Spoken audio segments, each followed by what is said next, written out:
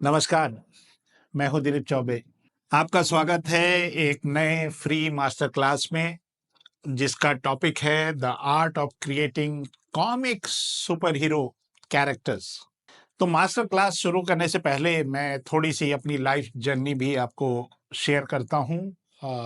Basically मैं by profession में comic Illustrator था, हूँ और रहूंगा। तो मेरी कहानी यह है कि जो मेरा टीनेज था, जब मैं टीनेज में था, तो मेरे बचपन में जो किताबें मेरे घर पे उपलब्ध थी, चंदा मामा, चंपक, पराग, नंदन, इस तरह की चिल्ड्रन बुक्स आया करती थी और फिर मैं उन्हीं कहानियों को सुनता था, पढ़ता था। तो मेरी नजर पड़ी, ये 70s की बात कर रहे हैं, शोले रिलीज हो चुकी थी। एक दिन मेरी नजर पड़ी वहां पे इंद्रजाल कॉमिक पे। तो इंद्रजाल कॉमिक में एक बहादुर होते थे, एक फैंटम था, एक मैंड्रेक थे और फ्लैश गॉर्डन। बहादुर मैंने देखा, काफी बहादुर की किताबें पढ़ी, उसमें गोविंद ब्रह्मनिया का आर्ट वर्क था और आबिद सुरती का लेखन था। तो बहादुर की कहानियां अच्छी थी, वो बहुत इंडियन था, लेकिन मेरी नजर थी फैंटम पे। जब फैंटम मैं पढ़ा तो मुझे लगा कि यार, एक ही कैरेक्टर के दो रूप हो सकते हैं, मतलब एक नॉर्मल होना और एक मास्क लगा के निकलना। तो ये फैंटेसी थी मेरी कि लोग उसे पहचानते नहीं है और एक हिडन उसकी आइडेंटिटी है जो कि सुपर हीरो की तरह है। फिर मैंने राज कॉमिक के लिए पहले उनका एक ब्रांच था किंग कॉमिक, उसमें मुझे ब्लाइंड डेथ और अभेद्य, ये दो कैरेक्टर मुझे मिले। और फिर बाद में मैंने तिरंगा बनाया, कभी कभी डोगा भी बनाया, कभी परमाणु बनाया। और फिर मेरे अंदर एक अमेरिकन इन्फ्लुएंस, जैसे आजकल के बच्चों को जापानीज इन्फ्लुएंस हो रहा है और तब वो मांगा एनिमे कर रहे हैं, मेरे अंदर एक अमेरिकन इन्फ्लुएंस आया ड्राइंग में। और जो स्टेनली का जो स्टोरी टेलिंग का एक टिपिकल स्टाइल है कि एक नॉर्मल सा बंदा है, उसकी लाइफ में कुछ हो गया, कुछ एक्सीडेंट हो गए और वो एक सुपर हीरो बन गया, वो रिवेंज लेने निकला है। और जो उसके आसपास के लोग हैं, उनके अंदर कोई सुपर पावर आते हैं, मतलब कुछ केमिकल रिएक्शन हो गया, बिजली लग गई तो वो इलेक्ट्रिक मैन हो गया, रेत में पिस गया तो सैंड मैन हो गया, मकड़ी ने काट ली तो स्पाइडर मैन हो गया। तो ये जो फॉर्मूला था स्टेनली का, वो मुझे बहुत प्रभावित किया। और सबकी कहानी एक सी है, मतलब एक नॉर्मल लाइफ है और एक सुपर हीरो जहां आइडेंटिटी को हाइड करते हैं। तो ये मजा आ गया मेरे को कि कैरेक्टर बनाओ दो डुअल पर्सनालिटी वाली, और खूब मजा आता है सुपर हीरो क्रिएट करने में, उनकी कहानियों पे काम करने पे। तो एंजॉय करिए दिस मास्टर क्लास। मैं कुछ super heroes, super girl, super villain बनाने जा रहा हूँ और मास्टर क्लास की शुरुआत करते हैं। Let's start.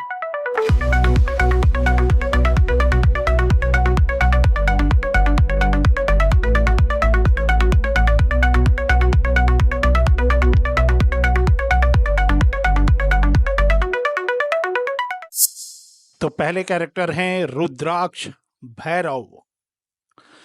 तो ये एक गुरु टाइप के हैं, मतलब ये एक स्टोरी है, थोड़े बहुत आप ये समझ लीजिए कि गार्जियन ऑफ द गैलेक्सी, उस टाइप के का जॉनर है।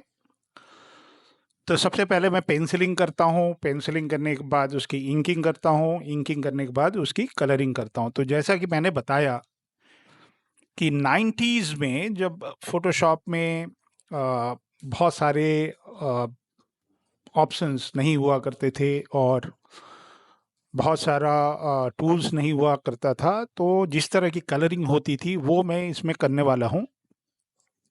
तो ये जो कैरेक्टर है रुद्राक्ष भैरव, इनके इनके कुछ सुपर पावर्स हैं। इनके हाथ में एक त्रिशूल जैसा एक वेपन है। तो त्रिशूल में 3 कांटे होते हैं, जिसमें एक कांटा जो है वो ब्रह्मा, जिसको हम सृजन कर्ता मानते हैं। दूसरा सिंबॉलिक है विष्णु, जिसको हम संरक्षण करना मानते हैं।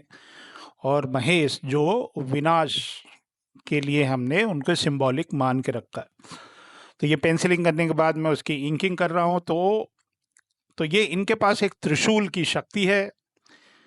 इनके दूसरे सुपर पावर्स हैं, ये ही कैन कंट्रोल एलिमेंट्स जैसे आग, पानी, वायु, पृथ्वी, बिजली, लाइट, शैडो, ये सबको ये कंट्रोल कर सकते हैं।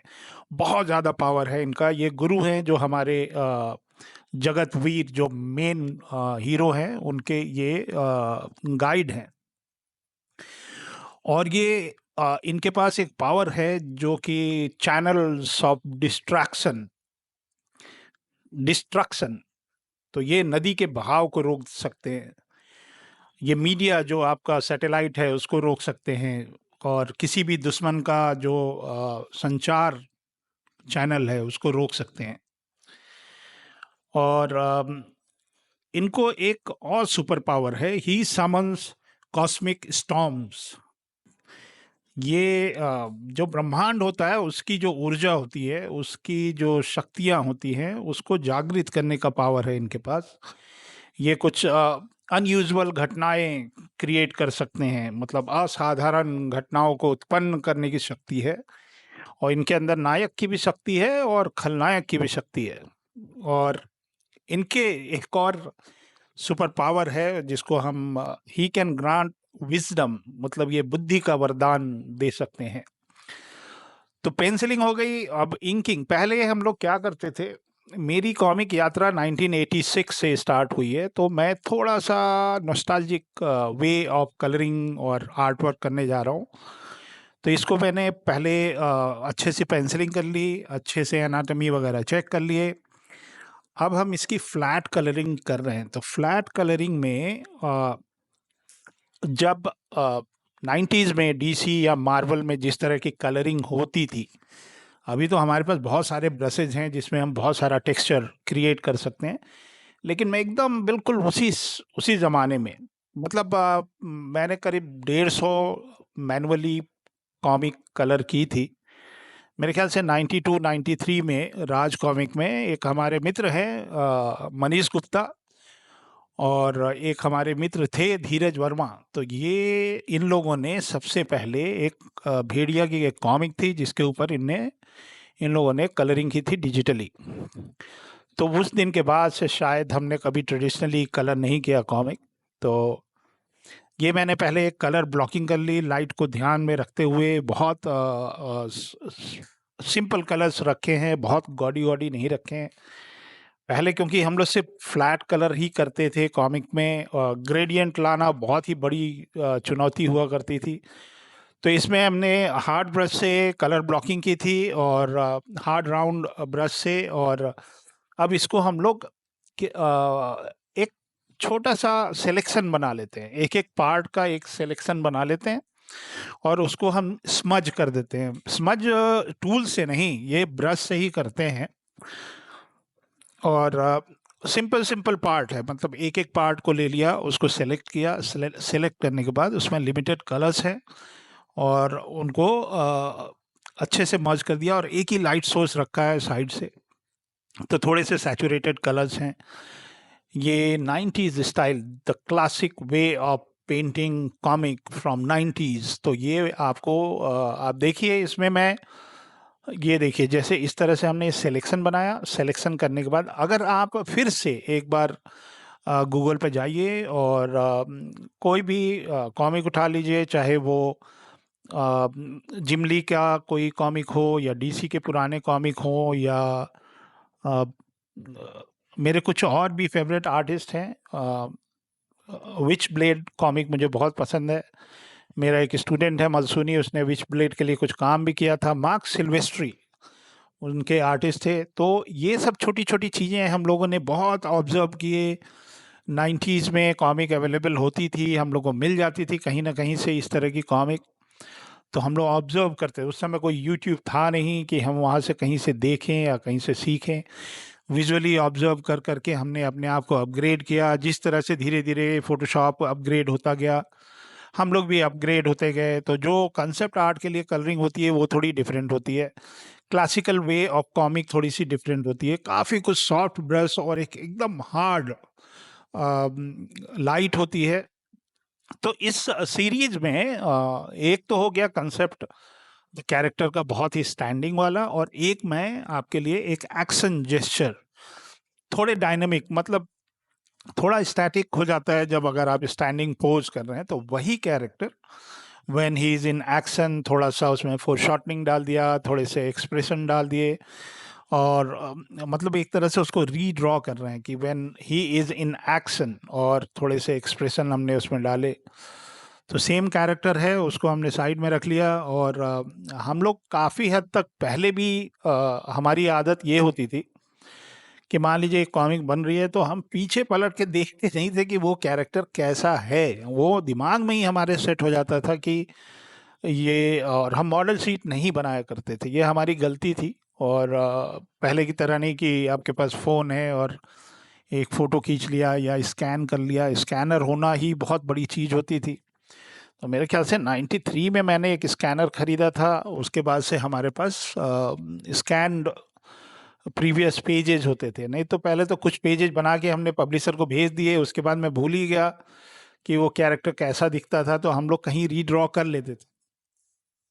तो काफ़ी लोग हैं जो अभी भी पूछते हैं कि यार कॉमिक में आप लोग एक ही चेहरे बार बार कैसे बना लेते हो, और हाउ कैन यू रियल मतलब उसको इतना कैसे आप मैच कर लेते हो। तो जब मेरी क्लासेस होती हैं तो मैं कुछ टिप्स हैं, टेक्निक्स हैं, वो मैं शेयर करता था।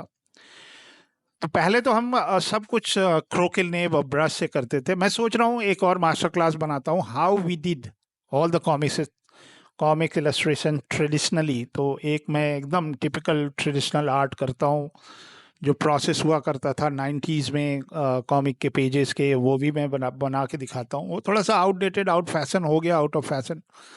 अब सभी दुनिया डिजिटल पे चली गई है तो हम भी चले गए, लेकिन ट्रेडिशनल का मज़ा अलग है, डिजिटल का अलग है। तो जब हम एक्शन पोज बनाते हैं तो उसके अंदर हम थोड़ा सा इसके ये राइट हैंड में, लेफ्ट हैंड में हमने थोड़ा सा फोर शॉर्टनिंग डाला, इस पैर में थोड़ा सा फोर शॉर्टनिंग डाला। और अ, ये उनकी धोती है, ये कुछ अलग अलग टेक्सचर होते हैं क्लोथ्स के, वेपन के और कलर्स के। तो इसमें हालांकि कोई हमने कोई टेक्सचर ब्रश नहीं यूज़ किया, एकदम बिल्कुल वही 90s वाला। जब फोटोशॉप नया नया आया तो उस समय तो हम लोग शुरुआत में वैकम, जो हम प्रेशर सेंसिटिव वाली जो चीज़ थी वो नहीं थी, तो हम क्रोकिल निब से ही करते थे और एक सिलेक्शन बनाया लैसो टूल से। तो ये मेरा एक टेक्निक है। जब डिजिटल आ गया तो मुझे मैंने ये नया निकाला अपने हिसाब से कि एक जब पूरा इंक हो जाए तो एक ब्लॉकिंग कर लीजिए शैडो की। तो एकदम जो हार्ड कोर शैडो होंगे, जो कोर शैडोज होते हैं, उसके लिए हम एक स्क्रीन डाल के एक शैडो पहले बना लेते हैं। और बहुत तरीके हैं हैचिंग के, क्रॉस हैचिंग के। तो वो जो सॉलिड वो होता है कोर शैडो, तो वो सॉलिड कोर शैडो को ऐसे ही नेकेड छोड़ते नहीं है, उसको हर जगह से उसको हम मर्ज कर देते हैं हैचिंग से। तो ये हमने इंकिंग कर ली और कुछ शैडो भी डाल दिए, जो 90s में जिस तरह से कॉमिक बनती थी उस स्टाइल से।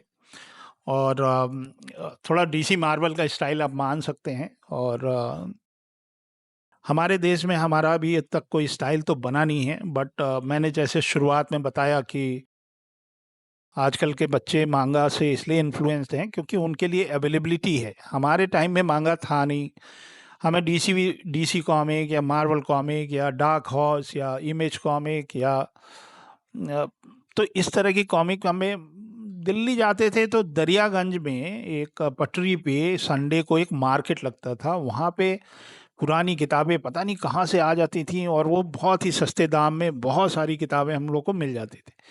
तो वही हमारी लाइब्रेरी हुआ करती थी और हम वो डीसी मार्वल को ऑब्जर्व किया करते थे कि ये तो ये देखिए कोर हाईलाइट हम इस तरह से हल्का सा सिलेक्शन कर लेते हैं एक एक पार्ट का, और उसके बाद एक सॉफ्ट ब्रश से और इनको थोड़ा सा स्मज कर दिया। स्मज करने से स्मूथनेस आ जाती है और लाइट आप कंट्रोल कर लेते हैं। तो जितने भी पैच जैसे जो दिख रहे हैं, there should be no patches.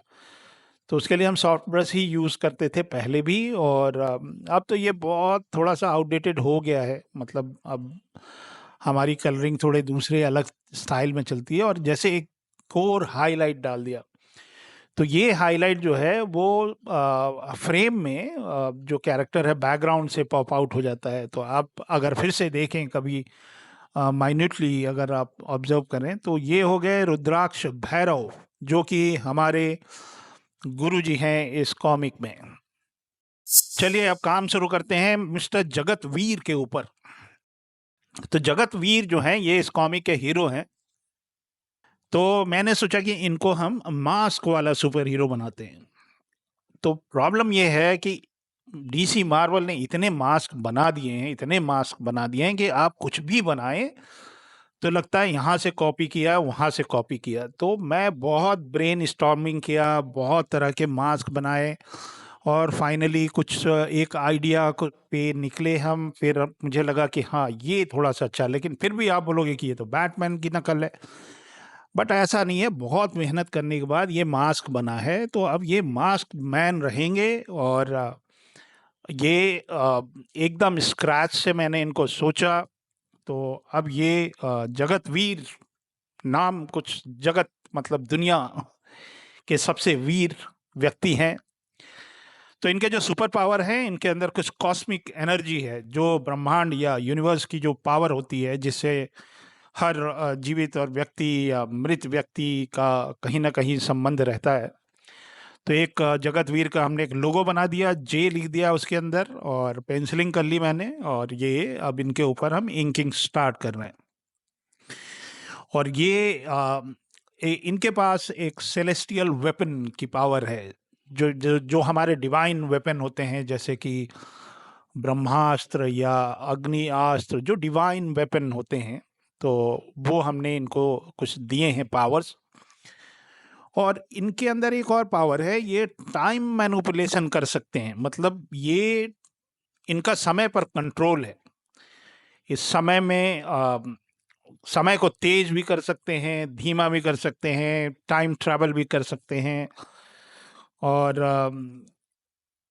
Elemental mastery, ये जितने भी प्राकृतिक तत्व होते हैं, जैसे आग, पानी, वायु, पृथ्वी, बिजली, प्रकाश, इन सब के ये मास्टर हैं। इनके अंदर कुछ डिवाइन हीलिंग की पावर है। जैसे वो हमारे संजीवनी बूटी लक्ष्मण जी के लिए हनुमान जी लेके आए थे। तो जो नेचर में जो पावर है उनका, ये डिवाइन हीलिंग में ये भी हो सकता है ना, जैसे कि विश्वास या श्रद्धा। तो ये सब एक डिवाइन मेडिसिन है ये, या हीलिंग है। और इनके अंदर एक और पावर है, कार्मिक साइट है इनके पास। ये पास्ट, प्रेजेंट, फ्यूचर में आपके कर्म को देख के और ये जज कर लेते हैं कि इनको मारा जाए कि छोड़ा जाए। तो एक हमने मास्क बना लिया और ये अब कहानी में पता चलेगा कि ये जगतवीर का रियल चेहरा क्या है या क्या नहीं है। तो एकदम सिंपल डीसी मार्वल स्टाइल मैंने थोड़ी सी कलर ब्लॉकिंग कर ली, एक एक पार्ट को सिलेक्ट किया और धीरे धीरे करके और उस पर मैं लाइट डाल के उसको स्मूदन कर रहा हूँ। ये बहुत पुरानी कला है, ये विलुप्त होती जा रही थी। इतने सारे ब्रशेज और इतने सारे पेंटिंग के टेक्निक्स आ गए। इंडिया में कुछ आर्टिस्ट हैं जो कि मुझे उनसे बहुत इंस्पिरेशन मिलती रहती है। उसमें ये बच्चे हैं जो काम करते हैं और मुझे भी इंस्पायर करते हैं। उसमें प्रदीप सहरावत हैं, उनका काम मुझे बहुत पसंद है। मोइन खान का काम मुझे बहुत पसंद है। भक्त रंजन का काम मुझे बहुत पसंद है। और ये लोग इंस्पायर करते रहते हैं। ये कॉमिक्स से जुड़े हुए हैं। एक दो नाम और हैं, दिमाग में अभी आ नहीं रहा है, बट ठीक है। तो ये मैं कुछ जेस्चर पहले थंबनेल बनाता हूँ कि थोड़ा एक्शन पोज करने जा रहे हैं, तो थोड़ा सा जेस्चर हो जाए। ऐसे बहुत क्विक जेस्चर है, मतलब वो कैरेक्टर का थोड़ा सा फोरशॉटिंग डालना है। तो एक एक मिनट में मैंने कुछ जेस्चर बनाए, थोड़े एक्शन पोजेज बनाए। फिर मुझे लगा कि हालांकि मैं किसी पे भी काम करता तो अच्छा ही लगता, बट मैंने सोचा कि चलो एक सेलेक्ट कर लेते हैं और इसी को, ये चलो इसको करते हैं। तो ये हमने फाइनल किया कि इस पे हमारा कैरेक्टर जो है जगत वीर। तो अब मैंने उसकी थोड़ी सी टाइट पेंसिलिंग शुरू की। एक पहले एक जेस्चर बना लिया, उसके बाद एनाटॉमी को मैं एक एक पॉइंट पे चेक करता चल रहा हूँ। और मुझे बहुत मज़ा आता है जब एनाटॉमी में थोड़ा सा एग्जैजरेशन, सुपर हीरो है ना, थोड़े से सुपर पावर्स होने चाहिए, तो एनाटॉमी बहुत इम्पोर्टेंट है। मेरी जब क्लासेस चलती हैं तो बहुत मज़ा आता है जब स्टूडेंट्स एकदम से, मतलब उन कुछ दिन आते हैं और 2-3 दिन के अंदर उनको सारी चीज़ें समझ में आने लगती है कि जेस्चर स्ट्रांग कैसे होता है, डायनामिक जेस्चर क्या होता है, कौन सी लाइन कहाँ रखनी है, कितनी रखनी है।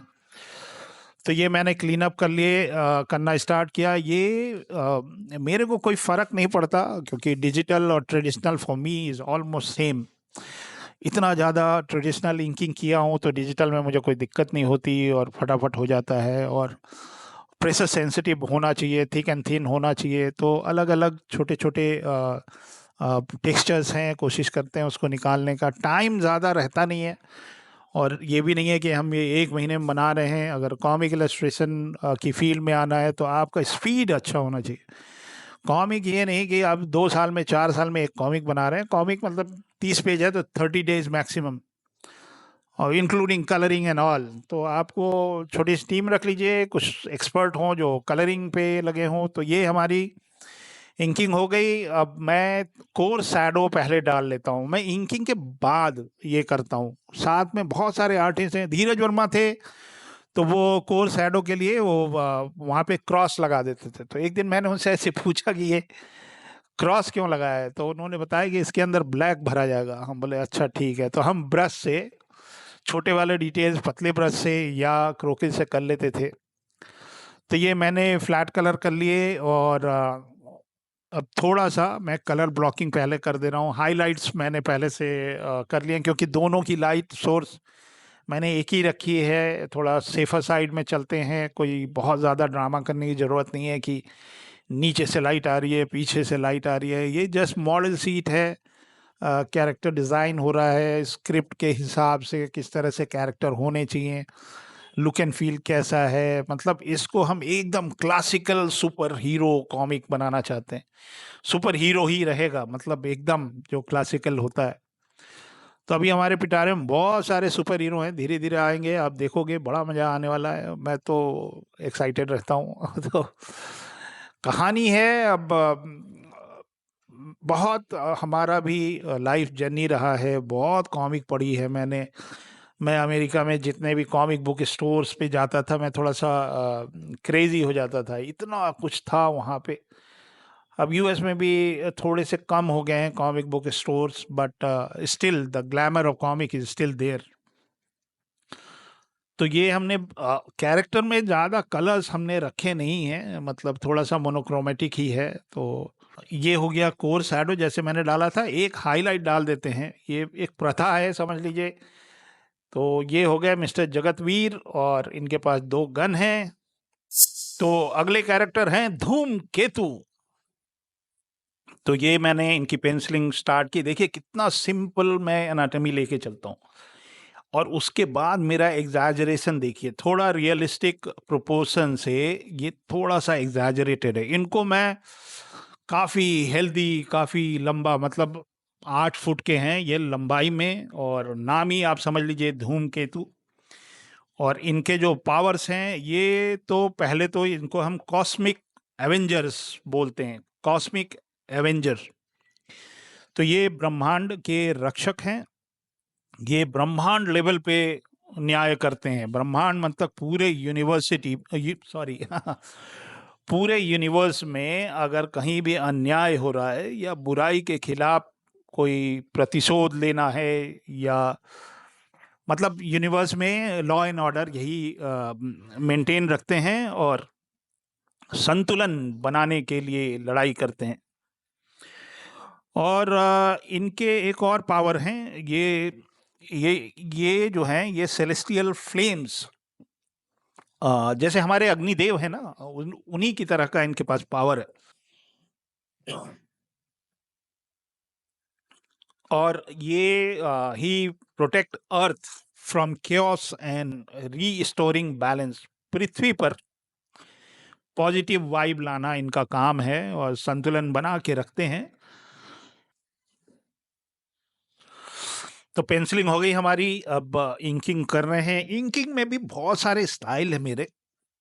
कभी मैं बहुत थिक एंड थिन रखता हूँ, ये डिपेंड करता है ब्रश के ऊपर कितना मोटा पतला रखते हैं। जैसे हम हमारे पास जो ट्रेडिशनल ब्रशेज होते हैं ना, 1 नंबर के ब्रश से तो पतला ही होगा, 10 नंबर के ब्रश से मोटा होगा। तो वो हम लोग प्लान कर लेते हैं कि हम इतना रखेंगे, ये इतना रखेंगे, तो हर कैरेक्टर में हमको ध्यान रखना पड़ता है कि वो थिकनेस रहे। थोड़ा ओवर एग्जैजरेटेड बॉडी है क्योंकि ओवर एग्जैजरेटेड पावर है इनके पास। ये गुरु टाइप के दिखाई देने चाहिए, थोड़ा बाहुबली दिखाई देने चाहिए। बहुत सारे एवेंजर्स टाइप के कैरेक्टर्स हैं।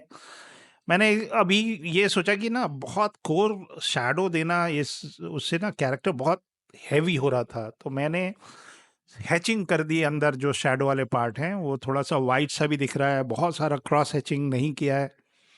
तो ये कपड़े का मटेरियल है या मेटल है, ये हमको डिसाइड करना पड़ेगा। वेपन देख लीजिए आप, तो मेरे को वेपन डिज़ाइन का एक वीडियो बनाना पड़ेगा कि how I think about how to think and create new kind of weapon.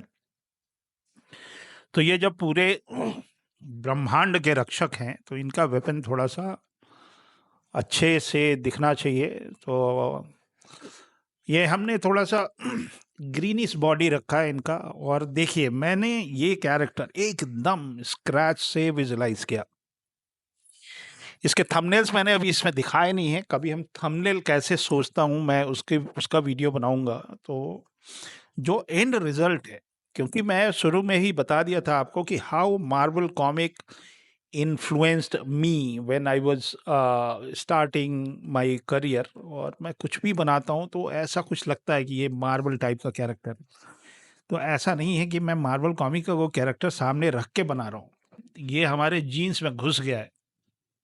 तो छोटे छोटे पार्ट हैं एनाटॉमी के, उसको मैं थोड़ा सा स्मूदन कर दे रहा हूँ। उसके अंदर थोड़ा सा 3 डायमेंशन आना चाहिए, थोड़ा सा गोलाई दिखाई देनी चाहिए, और थोड़ा सा सॉफ्ट रहता है। उस ज़माने में जब हम लोग को ग्रेडियंट बनाने में इतनी दिक्कत होती थी, जब मिल गया। देखिए, एक और मार्वल की टेक्निक मैंने उसमें यूज़ की हाईलाइट के लिए।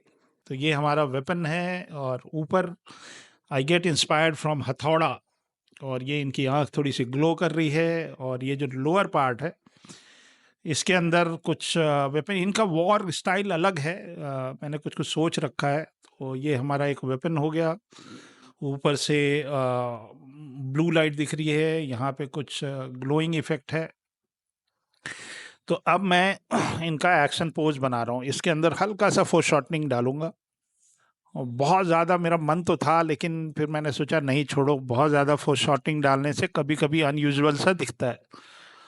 तो थोड़ा सा एंग्री फेस है, थोड़ा सा टॉप एंगल बनाने की कोशिश कर रहा हूँ। और वेपन नहीं बना रहा इसमें क्योंकि ऑलरेडी बहुत हैवी है, तो वेपन नहीं रखता हूँ, हटा देता हूँ। चलिए, तो ये वही कैरेक्टर हो गया, सिंप्लीफाइड। थोड़े से हम ज्योमेट्रिकल फॉर्म्स, जो अच्छे से जिनकी पकड़ होगी एनाटॉमी में, उनको समझ में आ जाएगा how I play with geometrical forms to create organic part, like थोड़ा सा मसल वाला पार्ट।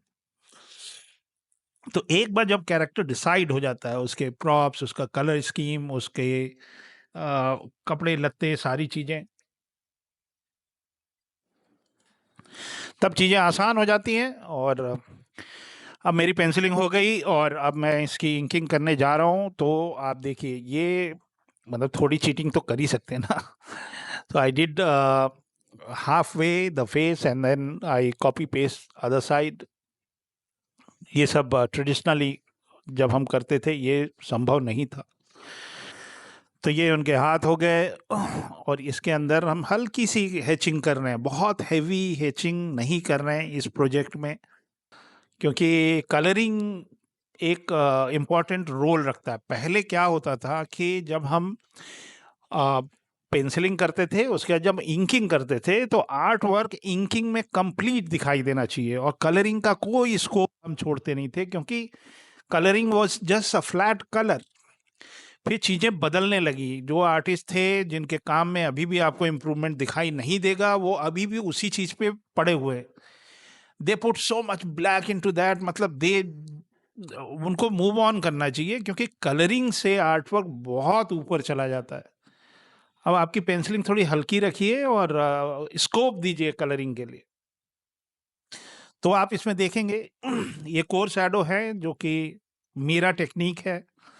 पूरी पेंसिलिंग होने के बाद हम लाइट थोड़ा-सा डिसाइड करते हैं कि लाइट किधर से आ रहा है, और उसके बाद हालाँकि मैं एक कलर से भी कर सकता था, बट ये थोड़ा-सा अलग मैंने इसको किया है। बहुत ज़्यादा ब्लैक करने से हेवी हो रहा था, तो मैंने सोचा जस्ट हैचिंग कर देते हैं। तो जहाँ पे शैडो होते हैं वहाँ पे हल्का-सा आपको हैच करके उसको जो कोर शैडो है उसको मिक्स करना पड़ता है।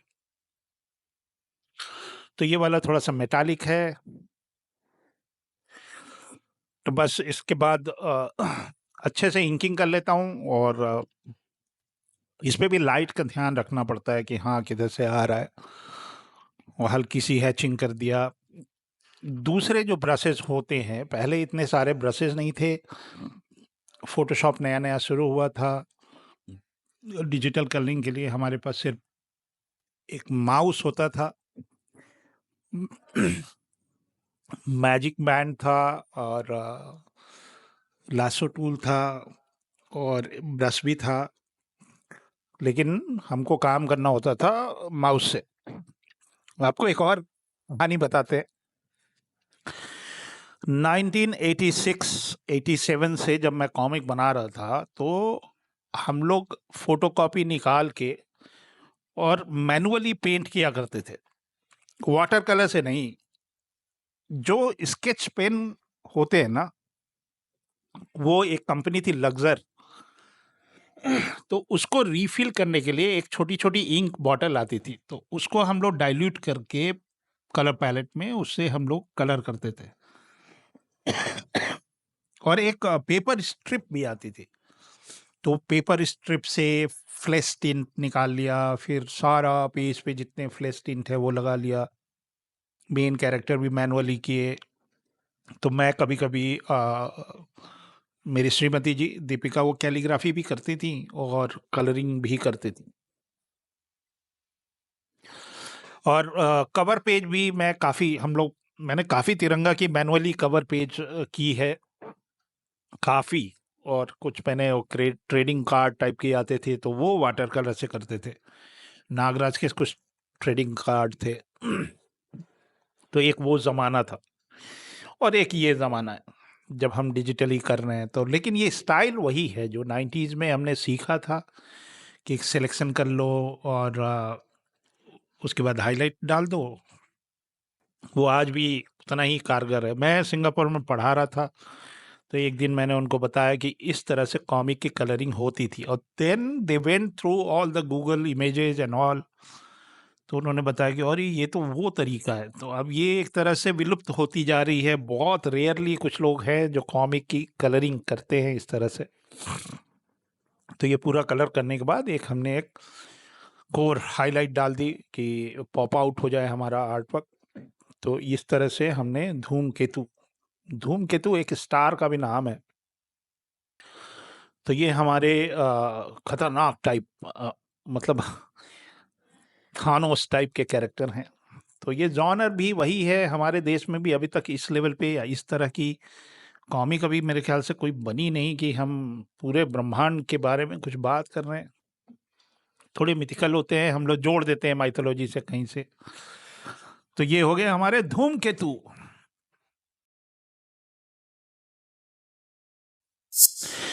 तो अब स्टार्ट करता हूँ ड्रॉ करना तनिष्का। तो ये तनिष्का हैं, और एक प्रिंसेस हैं, ये यूनिवर्स में सबसे फेमस या बड़ी प्रिंसेस। तो पहले एक अच्छी सी एनाटॉमी बनाते हैं फेमिनाइन। मास्क नहीं बनाना चाह रहे हैं, बड़ी दिक्कत होती है उसमें, बहुत दिमाग लगाना पड़ता है। तो मैं सोच रहा हूँ कि सिंपल सा हेयर स्टाइल रखता हूँ, एक तरफ बाल नहीं रखता हूँ, तो आधा रख लेता हूँ। तो इनके पास भी बहुत सारे सुपर पावर्स हैं। तो तनिष्का, ये she can manipulate stars. Universe में जो हमारे स्टार साइन होते हैं, जिसे हर व्यक्ति कहीं ना कहीं जुड़ा रहता है, जैसे आप कुंभ राशि के हैं तो आपकी राशि में जो स्टार्स होते हैं उसको ये मैनिपुलेट कर सकती हैं। जो स्टार्स हमारी लाइफ को कहीं ना कहीं प्रभावित करते हैं तो उसको कंट्रोल करने की इनके पास पावर है। तो पेंसिलिंग कर ली मैंने, अब इंकिंग कर रहा हूँ। और इनकी दूसरी पावर है जो कि सी कैन कंट्रोल ग्रेविटी।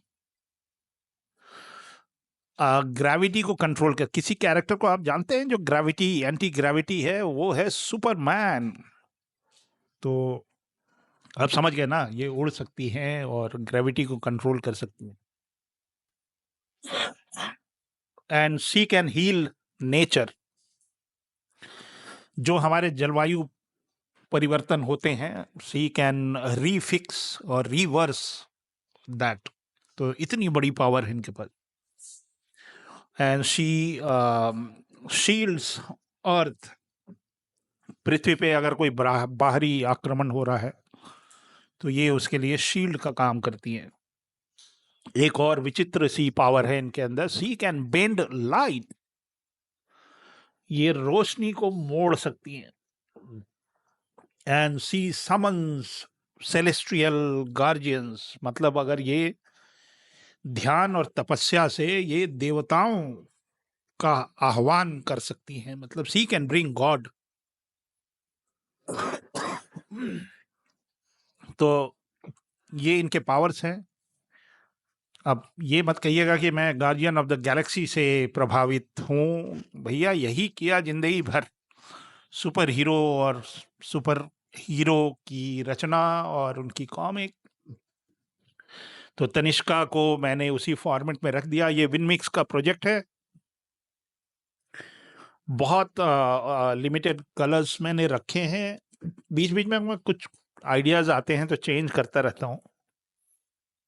तो अभी हमारे देश में इतने हेयर कलर्स चल नहीं रहे हैं। सिंगापुर में तो हम बच्चों को कलर, हेयर कलर से ही पहचानते थे कि अच्छा वो पर्पल वाली आ गई, और स्मोक ग्रे।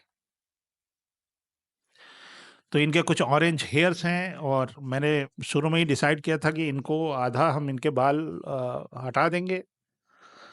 तो एक और चीज होती है, मतलब टेक्निकल है, शायद आपके काम आएगी, कि आप जब कोई डिजिटल वर्क करते हैं तो उसको पक्का चेक कर लीजिए कि वो प्रिंट के लिए जा रही है या डिजिटल वर्ल्ड के लिए जा रही है। It should not be in RGB, it should be in CMYK। तो ये हमने थोड़ा सा एक एक्सपेरिमेंट किया कि CMYK करते हैं ना तो जो ग्लोइंग इफेक्ट है वो उतना अच्छा दिखता नहीं है, RGB में दिखता है। तो इनकी आंखों से एक ग्रीन कलर की रोशनी निकलती है, मतलब थोड़ा सा डिवाइन पावर भी है इनके अंदर। तो ये मैंने मोड चेंज कर दिया, इसको CMYK में ले गए। CMYK में थोड़ा सा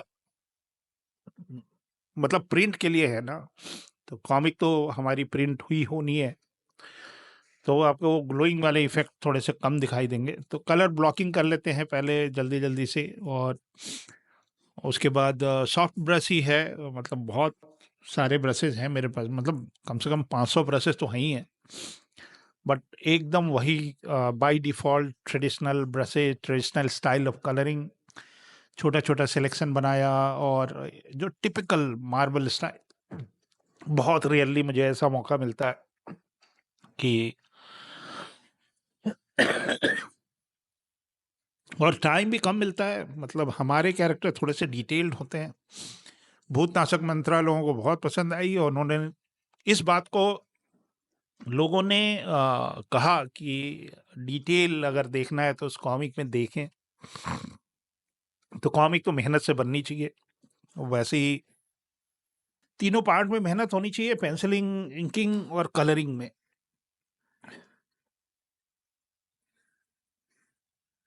अब मैं इनका एक्शन पोज बना रहा हूँ। बहुत सारे जेस्चर ड्राइंग किए थे मैंने, उसमें से एक सेलेक्ट किया मैंने। थोड़ा सा फोरशॉर्टनिंग है, थोड़ा पर्सपेक्टिव में है, ऊपर से हमने शॉट लिए हैं। वो सिंपल है, मतलब जो हमारे असाइनमेंट होते हैं जिसमें बच्चे कम से कम 100 एक्शन जेस्चर बनाते हैं, मेमोरी जेस्चर मैं बोलता हूँ उसको। तो इंकिंग कर रहे हैं। कुछ मैंने स्ट्रोक्स जो हैं पेन टूल से ले लिए। वो लंबे-लंबे स्ट्रोक होते हैं और बार-बार अनडू करना अच्छा भी नहीं लगता, तो एक ही बार में मिल जाता है, तो पेन टूल मैं यूज़ कर लेता हूँ। पहले नहीं लेते थे। तो ये फ़ायदा होता है अगर आप ट्रेडिशनल काम किए हैं बहुत सारा, और जब आपको डिजिटल मिल जाता है and you get a command on that, तो इससे बढ़िया और क्या ही होगा। तो ये हल्का हैचिंग हो गई और इसको मैं उसी फॉर्मेट पे ले आया। तो इनके जो पावर हैं तनिष्का के, तो ये कंट्रोल ग्रेविटी, मतलब सुपरमैन कूदता है तो गिरता कहाँ है, वो तो उड़ जाता है ना। और कहानी अभी एक कंसेप्ट है, अभी इसके ऊपर उतना काम हुआ नहीं है। इस तरह की कॉमिक इंडिया में बनी नहीं है कि आप इस लेवल पे कैरेक्टर्स लेके जा रहे हैं कि पूरा ब्रह्मांड है और कुछ सुपर हीरोज हैं। मैं बहुत बड़ा फैन हूँ गार्जियन ऑफ द गैलेक्सी की। मेरी भी कभी तमन्ना थी कि मैं भी दूसरे ग्रहों पे जाऊं, तो कुछ नहीं होगा तो अपने कॉमिक के माध्यम से तो जा ही सकता हूँ। आप भी चलेंगे हमारे साथ। इसमें देवी देवताओं वाला तो नहीं है ये, बट पावर्स है, कहीं ना कहीं से तो आदमी को रेफरेंस मिलता ही है।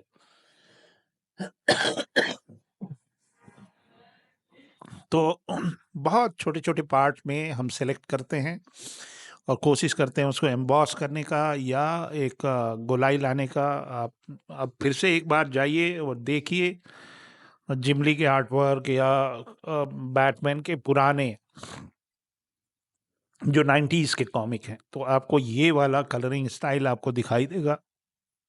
चीज़ें अपग्रेड होती रहती हैं, मैं भी अपग्रेड होता रहता हूँ। टेक्नोलॉजी आ रही है, अपने आप को आगे बढ़ाना है। मैं भी कुछ कुछ कर रहा हूँ R&D AI पे भी, और एक बैलेंस बनाना है। तो अगले किरदार हैं द्रविंद्र, तो इनको हम द्रविंद्रा भी बोल सकते हैं। तो द्रविंद्रा कुछ हमारे ही देश के, कुछ हमारे पौराणिक कथाओं में इस तरह के किरदार का एक नाम मिला मुझे। तो द्रविंद्रा के जो सुपर पावर्स हैं,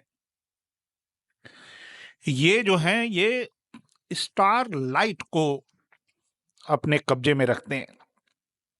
ये जो स्टार्स हैं, जो तारे हैं, उनसे ऊर्जा प्राप्त करके, और ये जो ग्रहों सितारों और जो आकाशीय घटना होती हैं उनको नियंत्रित करने की इनके पास पावर है। ये एक कॉस्मिक शील्ड हैं, ये ढाल बनकर पृथ्वी की रक्षा करते हैं।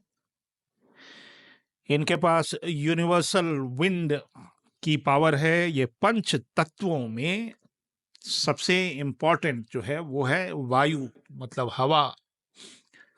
तो ये उसको कमांड करते हैं। इंटरस्टेलर ट्रैवल कर सकते हैं पूरी यूनिवर्स में, यहाँ से वहाँ ब्लैक होल के माध्यम से ये जा सकते हैं, किसी भी प्लैनेट को रीस्टोर कर सकते हैं। जो हमारी सेलेस्टियल फोर्स फील्ड्स हैं उसकी ये रक्षा करते हैं। तो ये कैरेक्टर था दिमाग में, कुछ अलग सा थंबनेल मेरे को दिख रहा था, सिलवेट बड़ा अच्छा लगा मेरे को।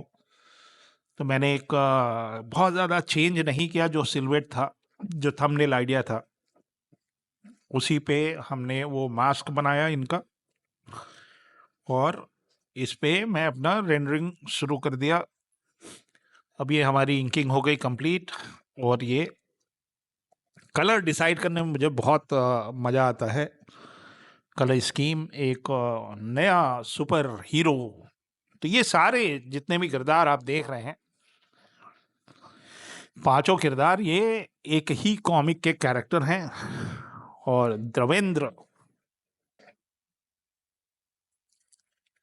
द्रविंद्र, तो ये इनके जो हेलमेट है उसमें से एक ग्लो निकलेगा। इनके जो चेस्ट पे जो लोगो सा बना हुआ है ट्रायंगल का, वो ग्लोइंग रहेगा। और मैंने पहले बहुत कलर ब्लॉकिंग की, कभी कभी थोड़ा सा टाइम लग जाता है फोकस करने में, तो थोड़ा-सा मैं कभी पेंटिंग स्टाइल चेंज करता हूँ, फिर मुझे याद आता है कि नहीं, ये 90s स्टाइल में करना है। तो वो जो सॉफ्ट ब्रश का गेम है, वो करने में बहुत मज़ा आता है। थोड़े पुराने दिन याद आ जाते हैं, और अब तो चीज़ें थोड़ी-सी बदल गई हैं। नए आर्टिस्ट आ गए हैं, नए तरीके से काम हो रहा है, बट फिर भी क्लासिकल वे ऑफ काम करना ऑलवेज नाइस। तो that reminds us our roots. तो इन्फ्लुएंस है, जनरेशन बदलती गई। हमारे ज़माने में डीसी मार्वल बहुत इंडिया में अवेलेबल थी। We are so connected. आज की डेट में मांगा बहुत उपलब्ध है, हर जगह उपलब्ध है। तो जाहिर सी बात है, जो हमारे बच्चे हैं वो जापानीज़ उससे किताबों से इन्फ्लुएंस हो रहे हैं। तो ये हमने एक्शन जेस्चर कर लिया द्रविंद्र का, और थोड़ा-सा अभी भी फोरशॉर्टनिंग में मज़ा नहीं आ रहा। मैं सोच रहा हूँ हाथ को थोड़ा-सा चेंज करूँ, पीछे वाला हाथ जो है वो थोड़ा-सा सही नहीं जा रहा है। तो इसमें बहुत thick and thin brushes use किए एक्सप्रेशन के लिए। और ये हेलमेट है, इसका जब मैं टर्न अराउंड बनाऊँगा, मान लीजिए इसका 3D मॉडल करना पड़ेगा आगे चल के, तो वो मेरे को देना पड़ेगा कि look and feel from her angle से। ये वाला हाथ मैंने कुछ थोड़ा-सा चेंज कर दिया, डिजिटली ही कर दिया था। अब इसकी मैं इंकिंग कर रहा हूँ। जो हमारा पुराना वाला वीडियो था, जो आपने बहुत सराहा, करीब 3000 अब ऑलरेडी उसको व्यू मिल गए सिर्फ 2 वीक में। उसके लिए थैंक यू। और बहुत सारा कंटेंट है। अभी ऑनलाइन क्लासेस होने वाली हैं हमारी, तो मैं उसी की तैयारी में लगा हूँ। एक एडवांस कोर्स भी हम डिज़ाइन कर रहे हैं, उसमें थोड़ा बहुत 3D भी रहेगा। और मतलब how the bridge between 2D and 3D for the concept artist, ऐसा ही कुछ है एडवांस क्लासेस। तो ये उनके एक्शन पोज हो गए, इसमें थोड़ा सा मैंने फोरशॉर्टनिंग डाला। और द्रविंद्र, मेरे साथ के जितने भी लोग हैं उनको द्रविंद्र का कलर स्कीम और लुक एंड फील बहुत अच्छा लगा। मेरे लिए तो सारे कैरेक्टर बराबर हैं। तो नए मास्टर क्लास का टॉपिक भी मैं हल्का सा बता ही देता हूँ। मैंने कभी भी हॉरर जॉनर में काम नहीं किया था, तो मैंने सोचा कि एक तो बनता है, तो वो उसकी तैयारी चल रही है। मैं बनाता हूँ जल्दी ही, उस पर काम करूँगा। भूत प्रेत दैत्य, तो उसकी तैयारी कर रहा हूँ, माइंड मेकअप कर रहा हूँ, बनाता हूँ कुछ हॉरर टाइप का। तो आप उसका इंतज़ार करिए, पहले इसके मज़े लीजिए। और जो बच्चे रियली कॉमिक इंडस्ट्री के लिए हैं, बने हैं, उनको उत्साहित करिए और शेयर करिए ये सब वीडियो। इस तरह का कंटेंट मैं भी ढूंढ रहा था कि थोड़ा अपने देश की भावनाओं के साथ हिंदी में कोई कंटेंट दिखाई दे। जो बच्चे हमारे से जुड़े हैं वो यही बोलते हैं कि अरे, ये आर्ट वर्क मैंने देखा, ये किसी एंगल से कोई इंडियन आर्टिस्ट नहीं बना रहा। खैर, मेरा देश है, आप लोग हमारे। एक और चीज़ बता दें, हमारे एक फैन फॉलोअर्स बहुत रहे हैं, हमारे मित्र बन गए एक्चुअली में।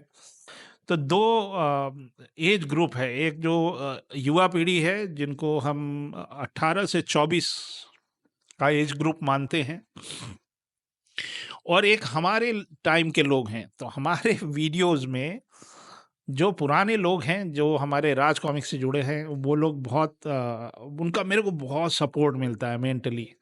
तो नए जनरेशन के बच्चों को कुछ लोगों ने, जो पुराने जनरेशन के, मेरे राज कॉमिक वाले जनरेशन में, वो उनको रिकमेंड करते हैं कि देखो हमारे ज़माने का आर्टिस्ट। तो ये रहा मास्टर क्लास। उम्मीद है आपको कुछ नया सीखने को मिला। और इसी तरह से मैं सुपर हीरो की रचना करता हूँ। तो इस सारे विन मिक्स के प्रोजेक्ट हैं, धीरे धीरे आएंगे, तसल्ली रखिए और काम करते रहिए कॉमिक इंडस्ट्री के लिए। और अगर आप सीरियस हैं और इस फील्ड में आना चाह रहे हैं, तो आपके लिए जो प्रोफेशनल्स हैं उनको अपग्रेड करने के लिए तो ये बुक है, द लाइन इन एक्शन, मेरी लिखी हुई। इसके अंदर करीब 3000 से ऊपर फिगर ड्राइंग्स हैं, जो एनाटॉमी सिखाने के लिए one of the best book available है। और दूसरी किताब मैंने ये लिखी है, इसका नाम है लर्न इलस्ट्रेशन। ये आपके कलेक्शन में होनी चाहिए, आपके काम की है। इसको ऑर्डर करिए, जो नंबर हमारा ऑफिस का है उसी नंबर पे आप ऑर्डर करिए, आपके कलेक्शन में होनी चाहिए। तो अभी मैंने अपने क्लासेस ऑनलाइन अवेलेबल करा दिए हैं। जिनको पढ़ना है अपने लाइफ में से 2 महीने निकालिए और मेरे साथ पढ़ाई करिए। फरवरी से क्लासेस स्टार्ट हो रही हैं, 2 महीने चलेंगी और हमने इसको ऑनलाइन कर दिया है। आपको लखनऊ आने की जरूरत नहीं है, आप हिंदुस्तान में कहीं रहिए, विदेश में कहीं रहिए। मेरे काफ़ी एनआरआई फ्रेंड्स हैं, अगर कोई उनके देश में इस फील्ड में आना चाहता है तो आप हमसे संपर्क करिए। हम जरा टाइमिंग मैच करेंगे हमारे देश से और आपके देश से, और लिमिटेड सीट्स हैं। तो मिलते हैं नए मास्टर क्लास में। लाइंड अप है, काफ़ी टॉपिक हैं जिस पे मैं काम कर रहा हूँ, प्रोडक्शन भी चल रहा है। तो क्लासेस मेरी फरवरी से स्टार्ट हो रही हैं, जल्दी करिए और मिलते हैं दूसरे मास्टर क्लास में। और हाँ, आपको 2025 के बहुत शुभकामनाएं। नया वर्ष आपके लिए मंगलमय हो और आप यूं ही तरक्की करते रहें और हमारी दुआएं आपके साथ हैं, और देश का नाम रोशन करिए। जय हिंद।